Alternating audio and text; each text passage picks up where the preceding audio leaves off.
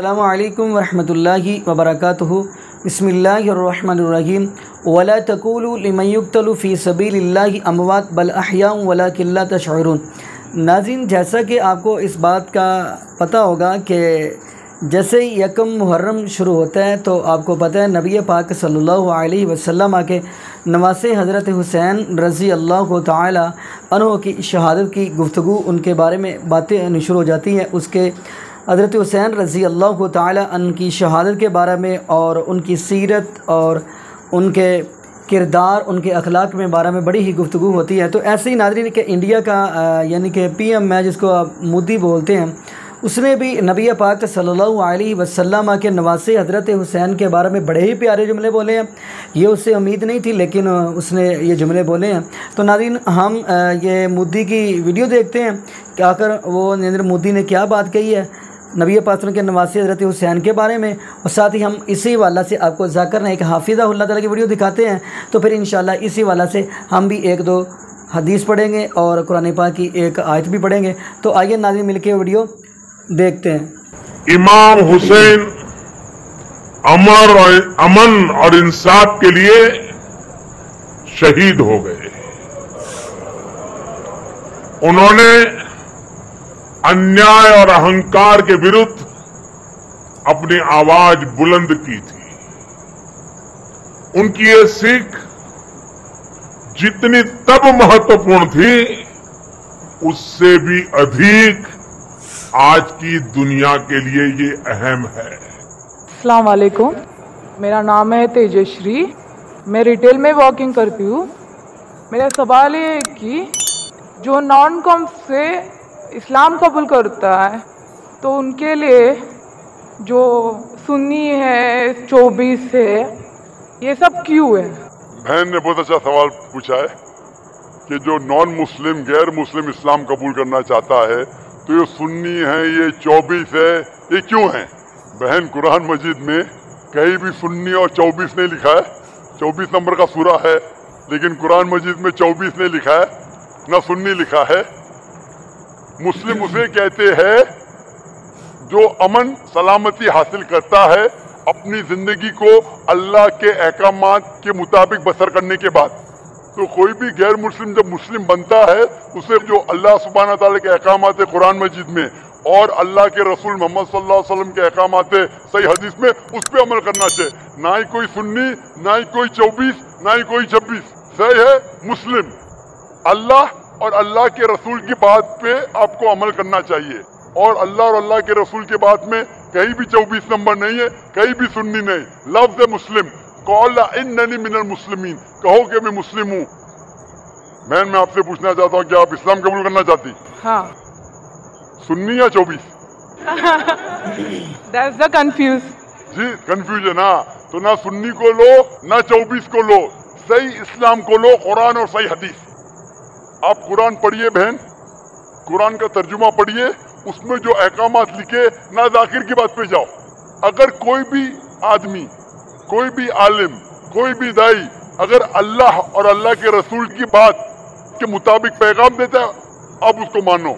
اگر ذاکر کی بات جو سنتے ہیں، میں حوالہ دے رہا ہوں قرآن مجید کا ریفرنس نمبر، حدیث چیک کرو، صحیح ہے تو ذاکر کی بات کو مانو، نہیں تو ذاکر کو بھی چھوڑ دو۔ آپ کو ماننا چاہیے اللہ اور اللہ کے رسول، اور وہ لوگ جو اللہ اور اللہ کے رسول کی بات کہتے۔ تو جب بھی کوئی کہے گا سنی، آپ بتائیں گے مجھے سنی کدھر لکھا ہے؟ قرآن مجید میں ملے گا ہی نہیں آپ کو۔ قرآن میں لکھا ہے قال اننی من المسلمین، کہو کہ میں مسلم ہوں۔ سورہ فصلت میں سورہ نمبر 41 آیت نمبر 33 میں، ان الدین عند اللہ الاسلام۔ سورہ عمران سورہ نمبر 3 آیت نمبر 19۔ فالو کرو اسلام کو اور اپنے آپ کو بلاؤ مسلم۔ اس کے علاوہ ادھر ادھر مت بھٹکو، قرآن کے اوپر عمل کرو، اس کا ترجمہ پڑھو اور صحیح حدیث کے اوپر عمل کرو اللہ کے رسول کی۔ میں پوچھنا چاہتا ہوں، آپ مانتے ہیں خدا میں؟ ہاں۔ آپ مانتے ہیں کہ اللہ ایک ہے؟ ہاں۔ آپ مانتے ہیں کہ بت پرستی غلط ہے؟ ہاں۔ آپ مانتے ہیں مورتی پوجا غلط ہے؟ ہاں۔ آپ مانتے ہیں کہ محمد صلی اللہ علیہ وسلم آخری پیغمبر ہے؟ ہاں۔ آپ کو کوئی بھی زبردستی کرا اسلام قبول کرنے کے لیے؟ نہیں۔ کوئی بھی پریشر ڈال رہا ہے؟ نہیں۔ کوئی بھی رشوت دے رہا ہے؟ نہیں۔ آپ اپنے دل سے قبول کرنا چاہتے ہیں؟ ہاں۔ اپنے پورے ہوش و حواس کے ساتھ؟ ہاں۔ میں عربی میں کہوں گا، آپ اس کو دہرا سکتے ہیں۔ اشہدو اشہدو اللہ अल्लाह इलाहा इलाहा इल्लल्लाह इल्लल्लाह व अशहदु वशहदु अन्ना मोहम्मदन मोहम्मदन अब्दुहु अब्बुहु व रसूलुहु। वसरुहु। मैं शहादत देती हूँ मैं शहादत देती हूँ कि अल्लाह के अलावा अल्लाह के अलावा कोई माबूद नहीं कोई माबूद नहीं और मोहम्मद सल्लल्लाहु अलैहि वसल्लम उसके पैगंबर और बंदे हैं। हैं। माशाअल्लाह मुसलमान हो चुकी है और मैं दुआ करता हूँ कि अल्लाह ताला आपको जन्नत नसीब फरमाए और मैं आपसे दरख्वास्त करता हूँ कि आप भी मेरी दुआ कीजिए। और यहाँ बैठे सभी लोगों को से मैं दरख्वास्त करना चाहती हूँ कि सब मेरे लिए दुआ करिए और मेरे फैमिली के भी दुआ करिए। इंशाअल्लाह यहाँ लाखों लोग मौजूद है और करोड़ों लोग आपको पीस टीवी पे देख रहे हैं। मैं उनसे दरख्वास्त करता हूँ कि इस बहन के लिए दुआ करे कि उसकी मुश्किलात हल हो जाए और उसकी फैमिली के लिए भी है कि अल्लाह ताला उसको और उसकी फैमिली को हिदायत दे। आमीन सुम्मा आमीन। कि जब हमारे पास कुरान और हदीस है तो फिरकों में क्यों बटे हैं? इसका जवाब अल्लाह सुब्हानहू व तआला देते हैं सूरह इमरान में सूरह नंबर 3 आयत नंबर 103 में, वातसिमू बिहब्लिल्लाहि जमीअन वला तफर्रकू, कि आप अल्लाह की रस्सी को मजबूती से पकड़ो और आपस में मत बटो। अल्लाह की रस्सी क्या है? अल्लाह की रस्सी है कुरान और सही हदीस। अल्लाह ताला फरमाते हैं कि कुरान और सही हदीस को मजबूती से पकड़ो और आपस में मत बटो। अल्लाह ताला फरमाते हैं सूरह अनाम में सूरह नंबर 6 आयत नंबर 159 में कि जो कोई शख्स अपने दीन को या इस्लाम को फिरकों में बांटता है, या अल्लाह के रसूल, तुम्हें उसे कोई लेना देना नहीं। अल्लाह सुब्हानहू व तआला उनका हिसाब किताब करेंगे आखिरत में। तो फिरके बनाना इस्लाम में हराम है, फिरके बनाना इस्लाम में हराम है। लेकिन अफसोस की बात है, हम माशरे में देखते हैं सारी दुनिया में मुसलमान कई फिरकों में बटे हैं। हम जब पूछते हैं मुसलमान से क्या है, तो कोई मुस्लिम कहेगा कि मैं हनफी हूं, कोई कहेगा मैं शाफी हूं, कोई हम्बली, कोई मलकी, कोई देवबंदी, कोई बरेवली। अल्लाह के रसूल क्या थे? हनफी थे, शाफी थे, हम्बली थे, मलकी थे, देवबंदी थे, बरेवली थे। क्या थे? अल्लाह के रसूल मुस्लिम थे। अल्लाह ताला फरमाता है कुरान मजीद में सूरह इमरान सूरह नंबर 3 आयत नंबर 54 में, ईसा अलैहिस्सलाम वो मुस्लिम थे। अल्लाह ताला फरमाते हैं सूरह इमरान में सूरह नंबर 3 आयत नंबर 67 में, इब्राहिम अलैहिस्सलाम मुस्लिम थे। और जो आयत से मैंने मेरे तकरीर को खत्म किया वो सूरह फुसिलत की आयत थी, सूरह 41 आयत नंबर 33, वमन अहसनु कौलन मिम्मन दुआ इलल्लाहि व अमिला सालिहान क़ाला इन्ननी मिनल मुस्लिमीन। वो शख्स सबसे बेहतर है, वो शख्स जो लोगों को अल्लाह की तरफ बुलाता है, अच्छे अमाल करता है और कहता है कि मैं मुस्लिम हूं। तो अगर कोई शख्स आपसे पूछे आप कौन हैं, तो सबसे अच्छा जवाब है मुस्लिम। अफसोस की बात है कि अक्सर लोग फिरकों में बटे हुए हैं और अपने अपने ग्रोह बनाते हैं। हम अगर देखते हैं ये चारों अइम्मा, इमाम अबू हनीफा, इमाम शाफी, इमाम अहमद इब्न हंबल, इमाम मलिक, अल्लाह की रहमत सब पे हो। मैं चारों अइम्मा की इज्जत करता हूं, बड़े आलिम थे, बड़े उलमा थे, इज्जत करता हूं। चारों उलमा ने कहा कि आपको कोई भी मेरा फतवा मिले जो अल्लाह और रसूल से टकराता है, मेरे फतवे को दीवार पे मारो। ये चारों अइम्मा जब फतवे दिए, उनने अपने तहकीक के जरिए फतवे दिए और ये कहा कि आपको कोई भी मेरा फतवा मिलता है जो अल्लाह और रसूल से टकराता है, मेरे फतवे को मत मानो। अबू हनीफा ने एक हनफी मसलक बनाने के लिए नहीं आए, इमाम शाफी एक शाफी मसलक बनाने के लिए नहीं आए, इमाम मलिक एक मलकी मसलक बनाने के लिए नहीं आए, इमाम अहमद इब्न हंबल एक हमली मसलक बनाने के लिए नहीं आए। ان نے اپنے تحقیق کے ذریعے اپنے فتوے پیش کیے، اور ہمارا فرض ہے کہ ہمیں بات ماننا چاہیے اللہ اور اللہ کے رسول کی۔ اگر مثال کے طور پہ مجھے ایک فتویٰ ملتا ہے، امام شافعی کا فتویٰ ہے کہ اگر آپ وضو میں ہیں اور کوئی خاتون کا ہاتھ لگتا ہے تو آپ کی وضو ٹوٹ جاتی ہے۔ جب میں صحیح بخاری پڑھتا ہوں وہاں پتہ لگتا ہے محمد صلی اللہ علیہ وسلم نے وضو میں تھے، اپنی بیوی حضرت عائشہ کو چھوا، ان کی وضو نہیں ٹوٹی۔ ابو داؤد میں بھی ہے۔ تو یہ پتہ لگتا ہے مجھے کہ صحیح حدیث کے حساب سے جب انسان وضو میں ہے تو اس کی وضو نہیں ٹوٹتی۔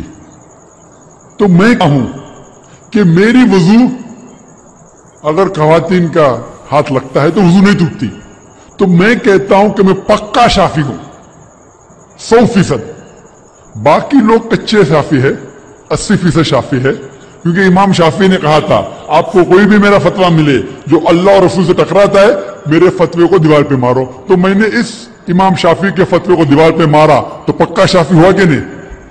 میری وضو نہیں ٹوٹتی، اسی لیے میں پکا شافی ہوں۔ جو عام لوگ اپنے آپ کو شافی کہتے وہ کچے ہیں 80% یا 70%، میں اپنے آپ کو پکا شافی کہتا ہوں۔